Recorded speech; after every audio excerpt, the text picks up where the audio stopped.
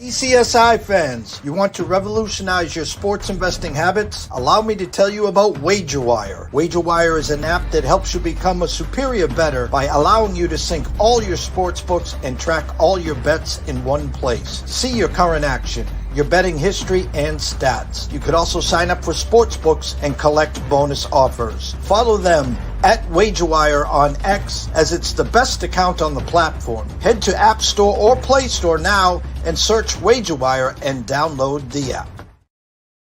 Excuse me, Mr. DJ. Hey, check this out. We got a great show coming your way. From the TPCSI Sports Studios, the #1 sports information program in America, the Breakfast Bankroll, with your host, the sports broker, Jeff Dawson.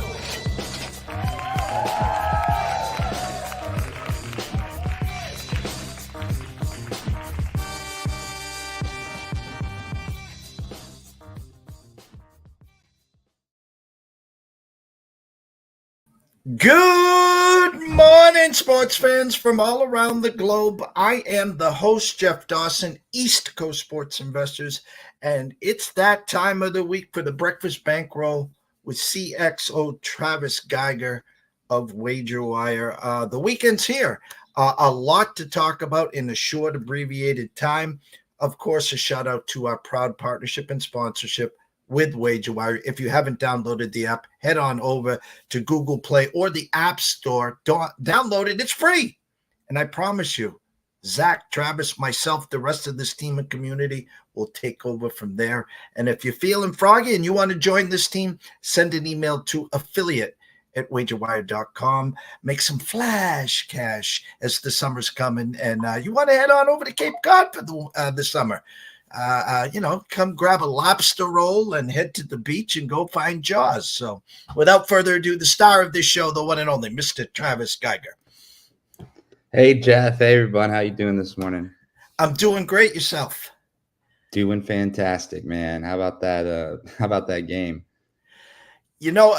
I go way, way back. There was Celtics versus the Lakers, and Larry Bird and company beat the Lakers by 30 plus game one. And we were getting the duck boats, the parade routes and everything. And needless to say, we lost to the Lakers in 6. So Celtics Nation, just pump the brakes a little. Before we dive into this week's clips and alerts that you have for the fans here, I have to ask you, you're in LA. What's the buzz for Dan Hurley and the Lakers? I don't care about the Lakers, Jeff. But you're out there. You want them for yourself, huh? No, I don't want Dan to leave UConn. And he's in LA. He's talking to Jeannie. Dan's going to come here, honestly. I don't know if he's long for the job at UConn, which is a shame. And I don't know if he's going to have success in LA, but it is a shame to see somebody leave a college program at the top of their game. That never really does sit well with me, whether it's football or basketball. I'm saying 7 for 105, 15 per. You got LeBron in his twilights. You're going to draft Bronny, and then LeBron's got 2 years, and Dan has 5 more to build the culture, and I'm sick to my stomach. But let's bring up this week's interesting facts that you have for us. Yeah, sure. Well, you already mentioned one of them, and I'm sorry about your loss if that does happen with Dan. But let's talk about the sort of Damocles hanging over the Celtics here. This is our newsletter that went out today. It's going out today. I love this. This guy got the 2022 World Champions tat. That kind of explains that for me. That's an insight into the Boston sports fans' mind. You mentioned 1985 when the Celtics beat the Lakers 148-114 in Game 1 of the NBA Finals. It was called the Memorial Day Massacre, and the Celtics went on to lose that series. So is this Boston Massacre 2.0? Maybe. They had the 3rd largest halftime lead in Celtics history. 17-point lead after the first quarter was the most in NBA history. Plus, we had Porzingis dropping 20 points in 21 minutes in his first game back from his injury. So, I don't know. Could history repeat itself from 85 where they actually end up not being able to pull through? That's always a fear. Yeah, it's a good matchup. Again, Luka was Luka. Kyrie had a bad game. I mean, the instant emotional burst that Porzingis brought in the first half, he couldn't miss. He scored 18 points. They were up almost 30 at that point, up 21 at half, go on the cruise. Dallas did cut it to 8, had a couple shots after that to get it closer, but Celtics went on like a 9-0 run once it got to 8, and the rest was history. So game 2 not till Sunday. Big game for Dallas. I expect a bigger effort from Dallas. Do they go back home for Wednesday's game down 2-0 with a must-win situation, or is it 1-1 and then they get some home cooking? Will definitely be interesting. It'll be interesting. I know that you grabbed the Mavs at 13-1 back in was it March? March 28th at 13-1 to win the West. Amazing, to win the West, which you hit, which is an amazing call. And we can get into the graphs right after this. I'm wondering what you think of the Kyrie curse of him being 0-11 since he stomped on the Celtics logo. Kyrie looked like he was saying all the right things. It came out this morning that he had a little beef with a patron in one of the front rows. He just didn't have a good game. Missed a lot of wide open threes. Just the shot wasn't falling. It was the perfect storm for the Celtics. Do I believe in the curse? The Kyrie that was here in Boston, the Kyrie that went to Brooklyn, that Kyrie versus this Kyrie, he seems like a changed man. He seems like he's saying all the right things. I think the coach is a big influence on him, Jason Kidd. I think he gets along well with Luka. They've made some good midseason trades. I think they have the team that could press the Celtics to 6, maybe 7 games. But again, do I believe in it? Sunday will be a big eye opener for me if they get blown out. I think if Dallas is competitive and cover, I think they got a good shot to win on Sunday, to be honest with you. I do too, honestly. And we can get into the Dallas historicals, but let's start with the Celtics historicals. So this is their last 3 finals runs. They entered the finals as favorites for the first time this year since 1986. And they won the 2008 title and lost 2010 and 2022, all as underdogs. So they're not used to being favorites. They're used to, getting to the finals as the underdogs. What do you think of them being so heavily favored? Did last night prove it? They've had such I'll use the word cupcake challenge to the 12-2 in the East, and everyone was injured, whether it was Giannis, whether it was Embiid, whether it was Butler, whether it was Halliburton, whether it was Donovan Mitchell. It was just a cupcake walk, and I'm just hoping that Luka and Kyrie make it through the series without getting injured. They deserve the -210. I think now I saw they're -400 because they're up 1-0. You can get Dallas at +350 right now. A lot of the so-called sharps doing what we call Celtics to win game 1 and to win the series at -130 versus laying the 215 or 220. So they got the game 1 in. A lot of people now just looking for 3 more wins on the Celtics side. And then looking back, I was just looking back at the historicals. This is when they played the Cavaliers, and they thought that they were going to, people. So I'm interested in the dips where they're at right now, and we're going to publish the inter finals graphs too, the historicals. If you look at the Mavericks, their last 3 deep playoff runs, we can't say finals runs, but they're historically a pretty volatile team. And this year they've really come on late, as we can see. But they started to come on around where we've seen them start to rise before, but they had really been trailing their average from the last 3 up until then. So they've turned it on late. Do you think that there's something to be said about gaining momentum later? Did they just get deflated last night? Perfect storm, deflated. The Clippers, the very first series in the playoffs, they lost game 1 and came back and won game 2. OKC, They lost game one. They came back and won game two. The anomaly was against the Wolves, where they won the first two road games. So they've been a great road team. It will be interesting. I think they got to try to take the crowd out early on Sunday. I think it's a perfect buy low spot where if Dallas can come in and steal game two and then hold serve Wednesday in game three, they could literally be up 2-1, and you could be buying Celtics buyback stock at about even after they're down 2-1 if Dallas can win Sunday and obviously win on Wednesday. I love that analysis. I'm going to jump to hockey real quick too, because now we're in the Stanley Cup Finals too. It's an exciting time. You know, we got the Oilers and we got the Panthers. We did the same exercise that we just looked at for the Celtics and Mavericks in the Stanley Cup field here. This is the last three deep playoff runs by both of these teams, with obviously the Panthers going the furthest with their Stanley Cup runner-up in 2023. So that was just last year. What do you think? What do you think about this series? What are you anticipating? And who do you have, if anybody?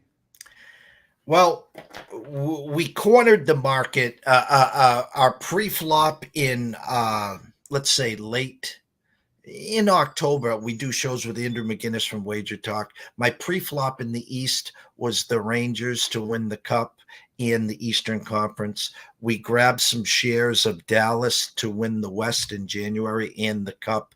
And before the tournament started, kind of to cover our butts, we grabbed Panthers plus 425, Oilers plus 450 to win the Cup. So we have a share of both.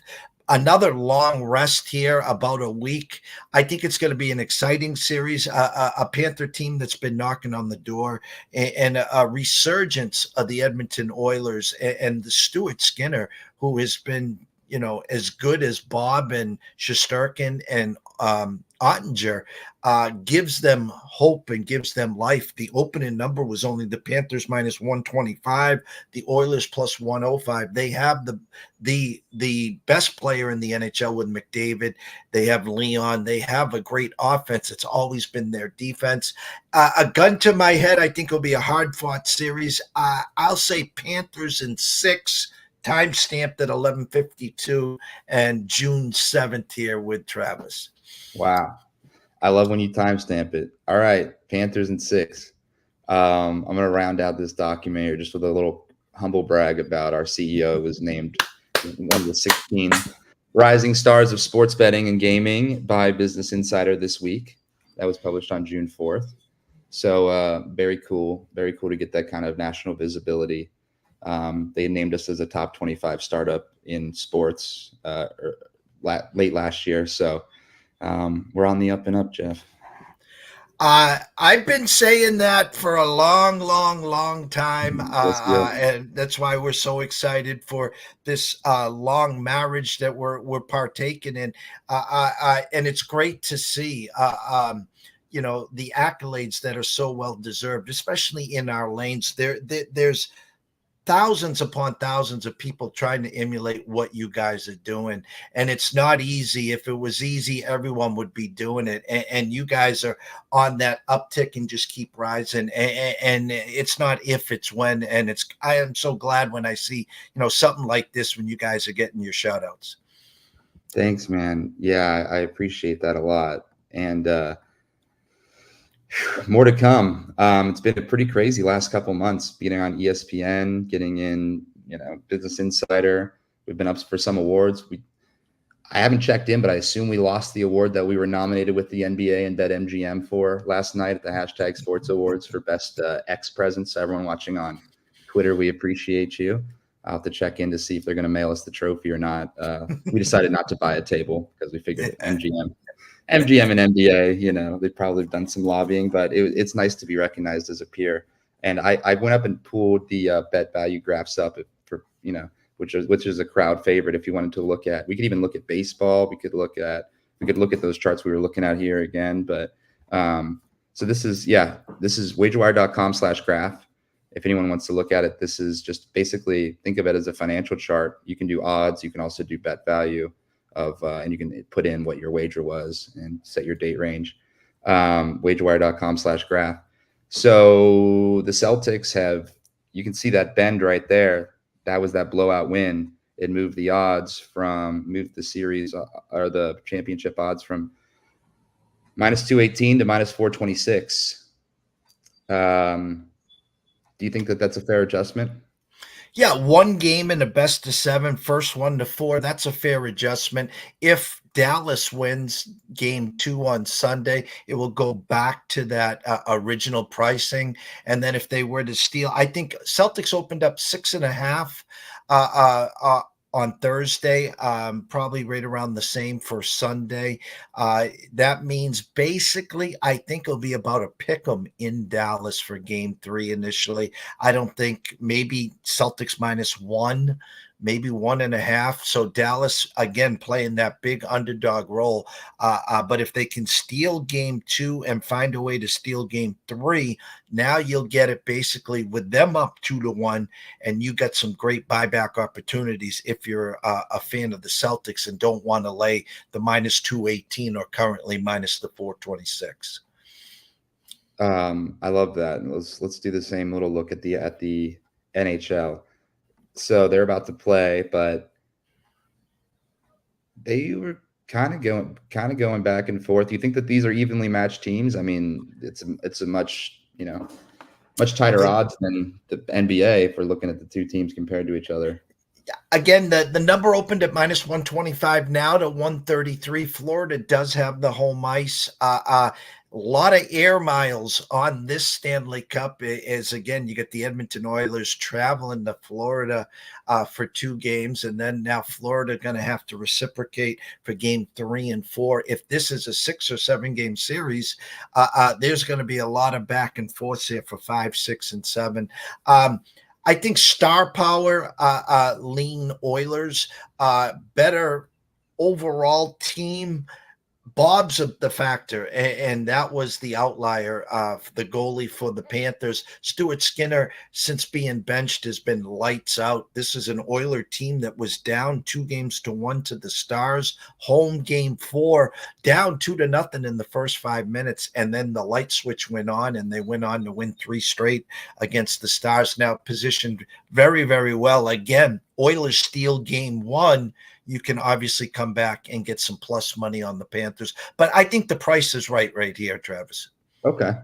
All right, cool. I like that. And then in just a few minutes we have left, let's go over to the MLB.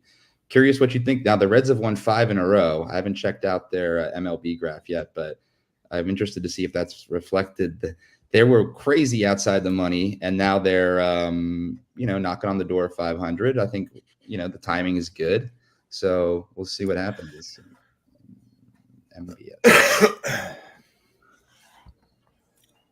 Who's your favorite teams this year?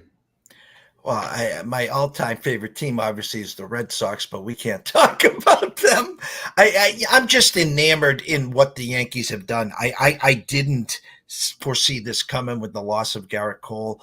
He's actually threw a game on Tuesday. He's going to throw another minor league game next week, and then might be ready. Soto left during a rain delay, didn't come back with the sore arm or elbow or something, so keep an eye on that. But again, the Yankees are just blowing me away in how they're playing. The Braves have not done well. We know what the Dodgers are all about, obviously. I talked last week of keeping an eye on the Padres and the Giants on good buy low spots. Some more injuries. Manny got hurt 2 days ago. I don't know what's going on with Xander. The Giants got a checkbook ready to buy, and I don't know if there's anyone out there willing to sell. So it's going to be interesting. And the team that has really shocked the world, Russell wants to know, how about those Royals? Royals are playing great ball, Russell. Great young team. Obviously, pitching will be the factor there. Hold on to that. I like where your Royals are. Look at that, $100 wager right now, plus 35.75. So it's definitely something to hold on to. Travis, where can everyone find all your work? Where can they? I know you got a tight schedule today, so I don't want to be the reason why you're late. So no, all good, man. I love hanging out. So follow us on Twitter, X at WagerWire. Go to the App Store or Google Play, WagerWire, one word. You can download our app. Real soon, we're adding in Pick'em buying and selling. So you can place your lineup for the day. You can sell it after just a couple of the legs have hit, after the entries have hit. Or you can also buy picks that are for sale that are in progress that other people have posted. So it's a marketplace for Pick'em. So it's not just set your lineup, win or lose. It's now your lineup is in progress, and we're going to help you assign a price to it if you wanted to sell it, and then in the future even sell just part of it. So this is what we do. We do buying and selling of fantasy entries and sports bets.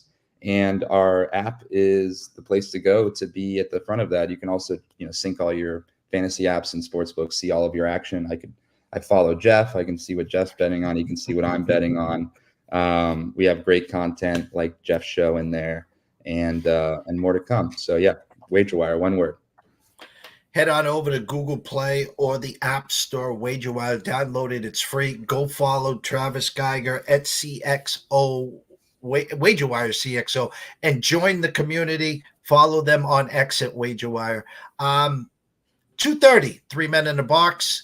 3:30, I will be a guest with Inder McGinnis on Wager Talk. Wager Talk. And at 4:30, 4:45, the closing bell with Riley Magnuson. And does Travis ever rub elbows with DK's execs? I need someone to kick one of those catfish in the nuts for me. I have to withhold comment at this time, but that is pretty golden. Thank you, Russell. We will see you soon. Thank you to everyone watching. A great, great crowd. Have a great weekend, guys. Behave. See you soon. See you soon, everyone.